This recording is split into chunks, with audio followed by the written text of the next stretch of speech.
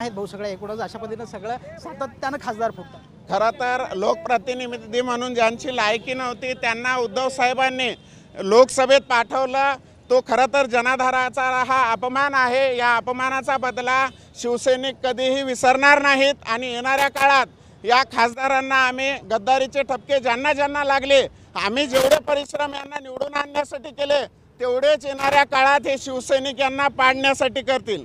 सातत्यानं खासदार जात आहेत, नेमकी काय कारण आहे? सातत्यानं जातात म्हणजे उद्धव साहेबांचं मीठ चाळणी आहेत। यांचं तुम्हाला सांगतो, हे आमदारकीला पडले हे 3 नंबरला होते, हे निष्ठेपायी राहिले म्हणून उद्धव साहेबांनी यांच्या निष्ठेची जाण करावी यासाठी नागेश पाटलाला आणून उद्धव साहेबांनी विधानसभेच्या ऐवजी लोकसभा दिली आणि मदत केली। यांना शिवसैनिकांच्या कष्टांची किंमत राहिली नाही। त्याच्यामुळे सांगतो आपल्या चॅनलमार्फत की शिवसैनिक येणाऱ्या काळात यांच्या विरोधात आक्रमकतेनं असेच उतरतील।